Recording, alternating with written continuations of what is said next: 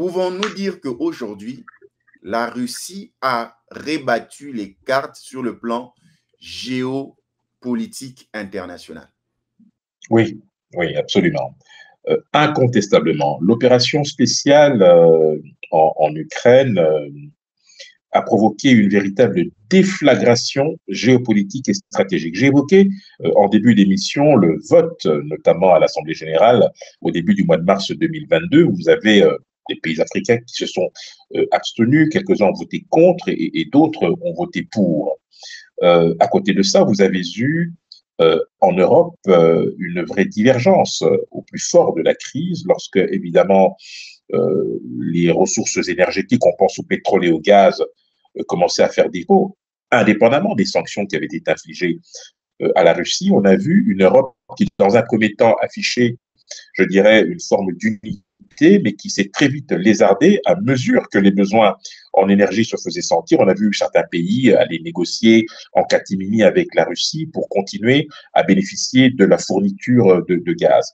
Et donc, vous voyez qu'avec ces deux exemples, on a effectivement une Russie qui, à la fois, a réussi à diviser l'Occident, a réussi à fragmenter le continent africain, mais a surtout réussi, indépendamment de cette situation, à pouvoir, je dirais, par son rôle, rendre les BRICS, cette organisation dont nous aurons l'occasion de parler, je l'espère, un rôle très important, avec notamment deux alliés de poids, notamment la Chine qui aujourd'hui, même si elle ne l'avoue pas directement, se montre plutôt complaisante à l'égard de la Russie dans le dossier ukrainien. Et vous avez une Inde qui avance petit à petit ses pions, qui ne veut pas insulter l'avenir et qui, d'une certaine manière, affiche, je dirais, une forme de neutralité. Oui, la Russie a réussi son pari.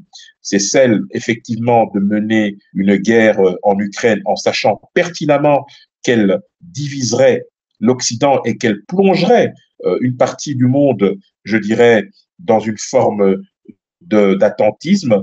Aujourd'hui, vous avez, si je devais schématiser, trois blocs qui se font face. Vous avez le bloc occidental, traditionnellement emmené par les États-Unis et ses alliés. Dans ce bloc, vous avez à la fois des organisations comme l'OTAN, comme l'Union européenne et d'autres. Et puis vous avez en face, vous avez les BRICS, qui, je le rappelle, concernent le Brésil, la Russie, l'Inde, la Chine et l'Afrique du Sud, qui ont été rejoints depuis le 1er janvier de cette année par 6 pays. Sur ces 6 pays, vous avez 2 pays africains, c'est important de le relever, l'Égypte et l'Éthiopie.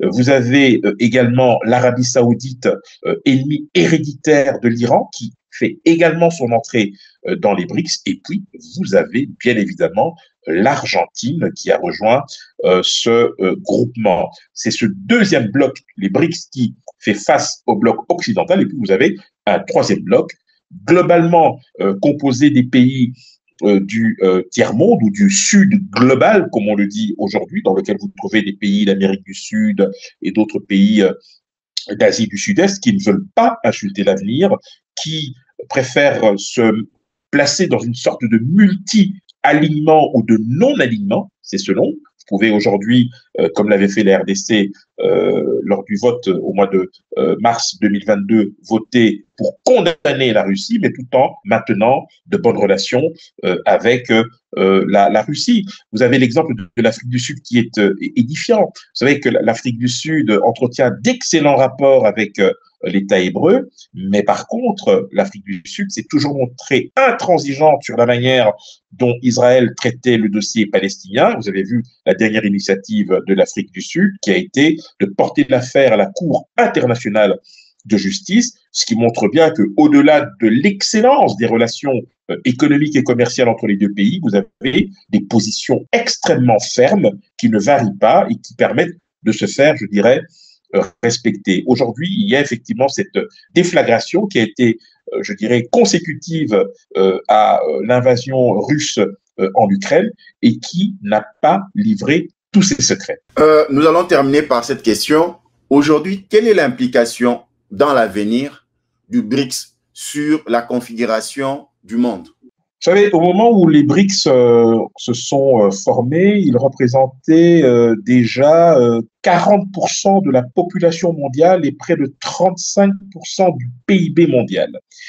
avec l'arrivée de l'Égypte, de l'Éthiopie, de l'Arabie saoudite, de l'Iran et de l'Argentine, eh bien, le PIB des BRICS dépasse désormais celui du bloc occidental.